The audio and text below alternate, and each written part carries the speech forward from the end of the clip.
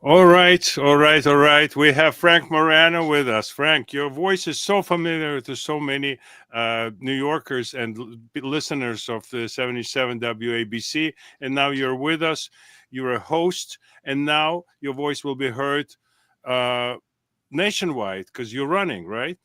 That's right, Yura. It's great to be here. Thanks for having me. You have a huge audience and an audience that you clearly have a lot of influence with, especially in my district in the South Shore of Staten Island. It's great to be here. And yes, after a couple of decades working in talk radio and doing this nationally syndicated overnight radio show. And when you said my voice, I thought you were going to say that you're so accustomed to hearing me as you go to sleep that just hearing me here was going to put you to sleep. No.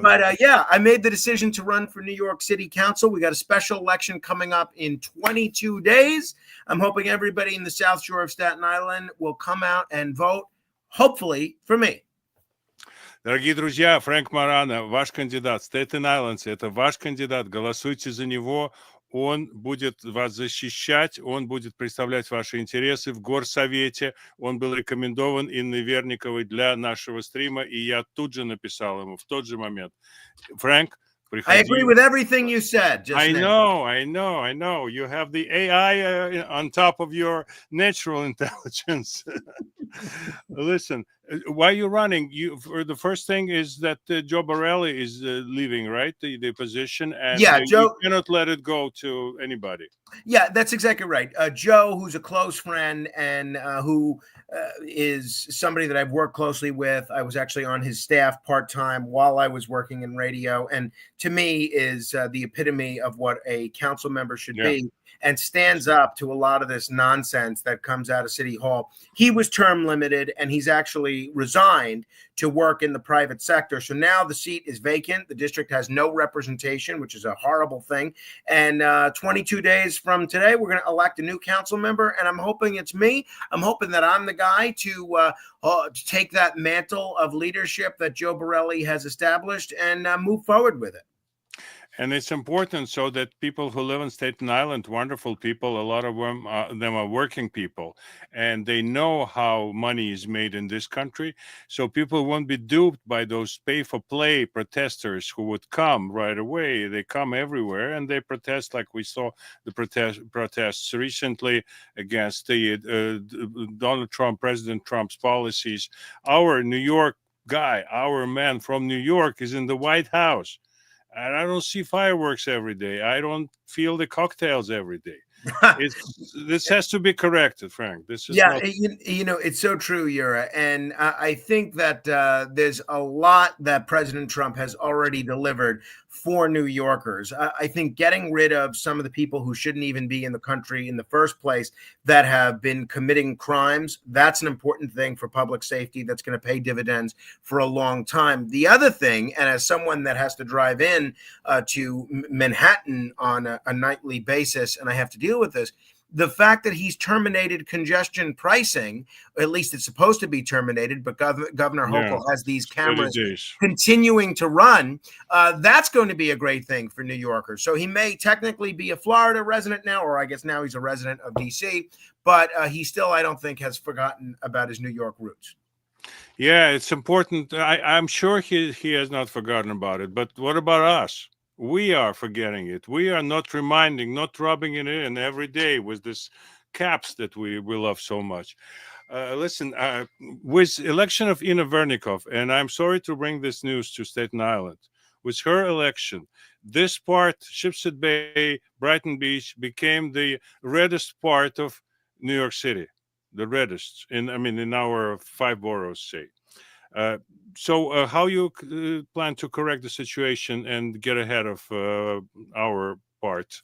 How you want to become a champion for this? I'm not going to mess with you, but there's a lot of guys in the South Shore of Staten Island that would take issue with what you just said and be ready to arm wrestle you for that title of what is the reddest part of New York City. But since you mentioned Inna Vernikov, just let me mention that she's been incredible. She is an incredible spokesman for outer borough, working class, middle class New Yorkers, an incredible spokesperson for the taxpayers, an incredibly powerful voice against anti-Semitism, and someone that stands up for police and public safety, and has dealt with a lot of criticism and had to deal with a lot of things that have been unfair because she's been so vocal. She's someone that we worked together at a charity event last week in Staten Island. She was nice enough to come all the way out here, and she's someone that I'm looking forward to working with in the city council and learning from, along with several of the other members of the Republican delegation, like Minority Leader,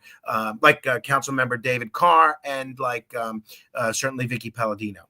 Yeah, we need more and more people to represent common sense, common sense, common sense. How many times do you have to say it? Common sense. That's all we want. Be fair. As much as everybody understands fairness as, only it's very personal matter for so many people. People love to be sore losers in this life. A lot of people that like I'm talking about some party representatives. That's my thing with Republican Party. We have to be more active. We have to be more attractive. We have to bring more interesting people. But with Ina, it's interesting. I watched the dynamics, and I was doing her outreach on internet by inviting her to my shows, and I worked with a bunch of Republican politicians. And, the issue of anti-Semitism to some in the new generation of New Yorkers, no matter the origin, became something very routine. Or again, Holocaust, again this, again that. And all of a sudden, after our attitude towards that, somewhat, what's the good word for it? English is such a rich language, but it dormant. Yeah, it was. It's more like banking, right? But so it became seemingly dormant, but then boom, we have this Al Qaeda thing. We have this Hamas, Hamas. On every corner, people are coming out, faces hidden behind those kufia. We learned all the words like kufia, like takia, like this and that. So this is something that caught us off guard, and I must say that Ina's voice was the most articulate among the city council members, I didn't hear any Democrats speaking up against what's going on in Columbia or NYU or in other colleges. Barnard, I think, was noted in those anti-Semitic outbursts and basically anti-American destructive behavior. Do you think it as a kind of fad that would go away eventually, or some measures should be taken, in your opinion? Well, look, I'm a big believer in free speech, whatever that speech is, right? Even if it's speech I might not agree with. I think the situation that you mentioned at Columbia and several other so-called protests in New York City have really crossed the line from being free speech to vandalism, and in some cases, maybe even terrorism. For instance, I remember that one morning where these so-called pro-Palestinian protesters were actually trying to block the Brooklyn Bridge. Now, yeah, that to me, it's terrorism. I mean, they heard a policeman, right? Somebody from the top walkway, they hit him in the head. Poor chap. Yeah. And the situation at Columbia where you have these students going out of their way to just take over a residence hall that is not their property. I don't know when the mentality of a protester becomes, let's take over something that doesn't belong to us. Let's vandalize it. Let's scrawl all this anti-Semitic graffiti on there, or racist graffiti, calling people Nazis and spray painting swastikas. But there's got to be zero tolerance for that. And until district attorneys like Alvin Bragg start getting their act together and start cracking down on some of the people that are crossing the line, this is going to continue to happen. Because if people know that they're going to be dealt with kid gloves and only get something like a desk appearance ticket for serious violations of the law, then they're going to keep doing it. Yeah, and also you see the young men and the women. We have two genders now, two sexes, right? At least, In as this President country, Biden said, right? official, yes, not in New York maybe, but in the country as a whole. They were hoping to become terrorists within the confines of the law, so to speak. They thought the Constitution allows. There's a saying, right? You're familiar with it. U.S. Constitution is not a suicide pact. So it's not something that allow us to go peacefully into the night just because somebody wants it, right?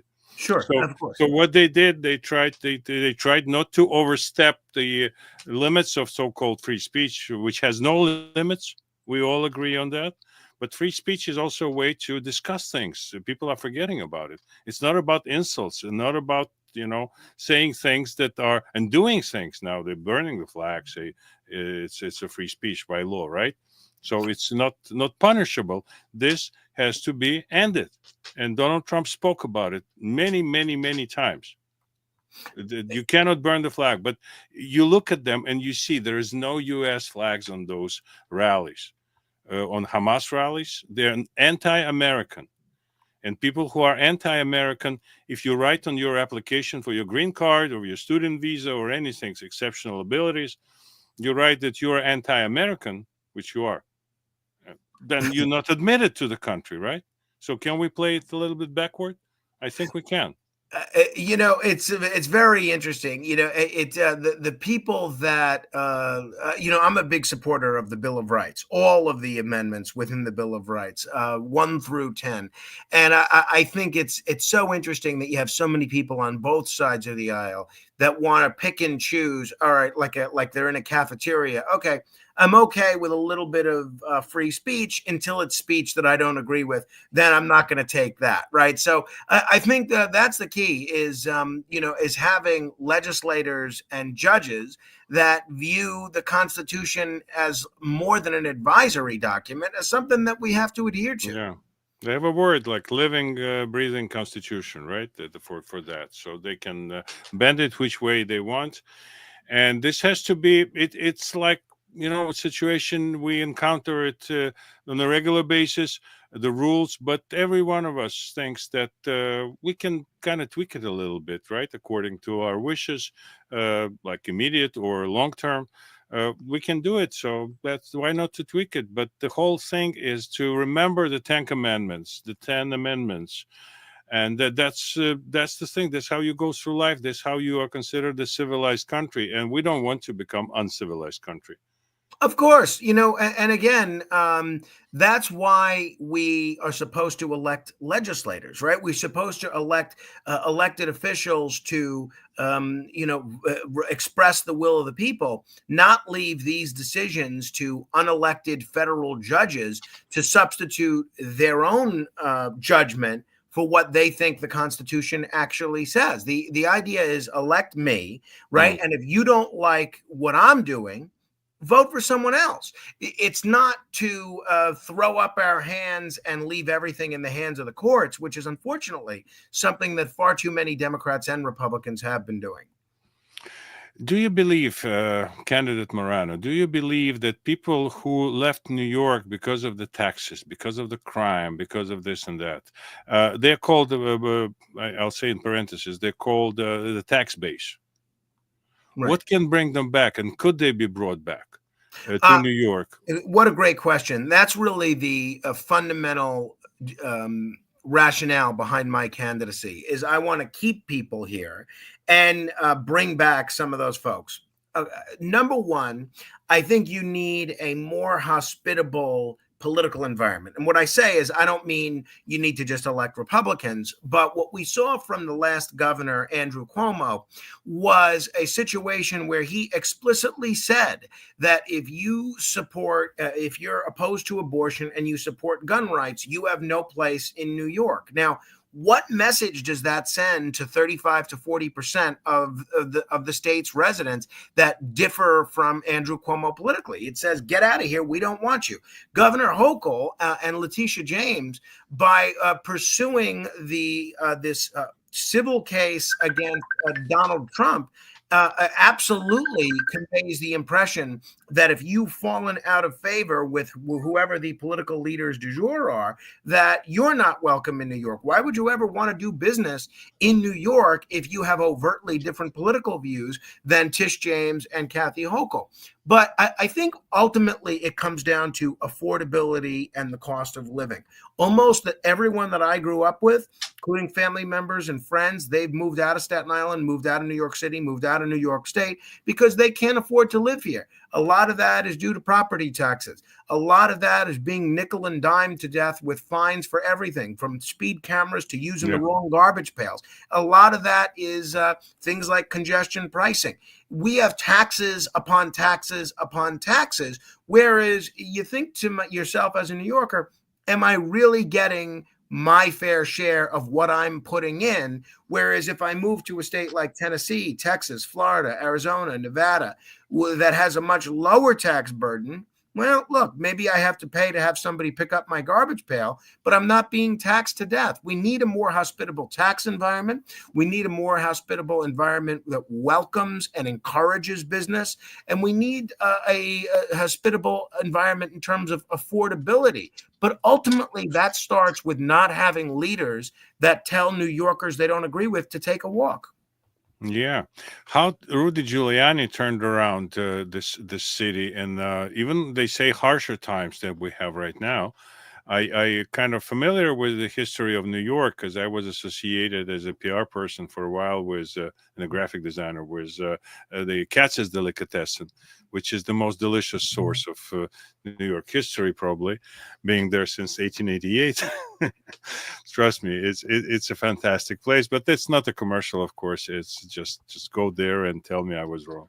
Well, look, Absolutely. up the block, I have nothing against Katz's, but up the block from Katz's, right on Houston Street, you have Russ's daughter. no. Well, Russ and Daughters is great if you want gefilte fish, which I happen to be quite fond of. But I was talking more about Yona Schimmel's Knish Bakery. Yeah. The knishes that you will get at Yona Schimmel's, and again, I'm not trying to give them a commercial. I certainly have paid enough for knishes there over the years. Are unlike anything I've ever seen. You could get regular knishes, you could get spinach knishes, you can get a sweet potato knish, you can get a mushroom knish. One of the first times I ever visited my now mother-in-law, when my wife and I were dating, I said, well, what can I do to make a great impression? I went to Yona Schimmel's and I loaded up on knishes. They must have 25, 30 different types of knishes, sweet knishes, savory knishes. I will hold the knishes up from Yona Schimmel up to Katz's or any other establishment in America. Yeah, that's And you the can get an beauty. egg cream while you're there, or a cherry lime Ricky, and you will thank me. Your listeners, your viewers will thank me. I must say that on this block there are at least three establishments. I think three of them are in late Anthony Bourdain's list of 13 places where you have to eat before you die. And you have Katz's, and you have Russ and Daughters, and they have Jonas Schimmel's. Oh, they were all three are on there. I didn't know I that. think That's so. great. I'm not sure about Jonas Schimmel. Okay. I'm sorry to say that, but those two for sure. And I had a friend over that I said from this list we can cover two for sure. Well, I'm glad that Anthony Bourdain got to all three before he passed away far too early. Yeah, he was an amazing man. So yeah, so what do you think? How they say the backbone of the city, the police, the firemen, teachers, I must say, are they ready for kind of coming back to a healthier city environment? How would you get their support? I'm sure that the police and the the NYPD and FDNY would support you in your pursuit of this being a council member. Yeah. But what about the teachers? What can you say to the teachers who are so many? There's so many of them in New York, and A great deal. they are scared. They are afraid of the council, the determination of the Department of Education, and how we're going to go about it, and what to do with education, because that's a huge problem in the city. Yeah, such a good question you ask. So I'm very proud to have a lot of law enforcement support. I'm endorsed by the SBA, the Sergeants Benevolent Association. I am endorsed by the DEA, the Detectives Endowment Association. I'm endorsed by the correction officers. I'm endorsed by a number of important law enforcement unions. As far as teachers go, if I'm elected to this seat in 22 days, I will be the first person to hold this seat in over 30 years who is entirely public school educated. So I'm a big believer in public schools, a big supporter of public schools, and I know exactly what needs to change in public schools. I'm doing a fundraiser tomorrow specifically geared to after school, not for the kids, but for their teachers. And as a council member, my top priority is going to be ensuring that my office is fully accessible, responsive, and proactive in addressing constituents' needs, including teachers. I would establish a dedicated constituent services team. And I believe that one of the big problems in schools these days is a lack of discipline. So I'm endorsed by the union that represents the school safety officers, Teamsters Local 237, because I want better paid school safety officers. I want school safety officers who are professional. Unfortunately, when you have a lot of these school safety officers making minimum wage, we lose a lot of the good ones. And a lot of times the people that remain are folks that you wouldn't want in schools. So I'm a big advocate of smaller class size, but as a council member, I would work to ensure that the district schools have the resources and the facilities to comply with the school class size law. And I want to make sure that schools remain open. If, God forbid, we ever have something like what we saw with the pandemic, that we don't set another whole generation of kids back by closing schools prematurely. So I'm a supporter of public schools. I'm a supporter of teachers. I'm a supporter of discipline in schools so that someone who might be a problem, you don't have to jump through hoops to suspend that child or to take some sort of disciplinary action. So it's support. It's having an open ear for the teachers. It is discipline and creating an environment where students, teachers, administrators, and parents, quite frankly, feel like they can be a part of the school community and not have to worry about things like public safety. Frank, you're part of the what is called, how would I call it? It's like the whole support system for the whole country called New York Radio. This is something that's people are life support, like truck drivers. That's the stations that the programs that originated in New York for a long time were favorites for so many people, for so many working people in in uh, in the country and worldwide too, I must say.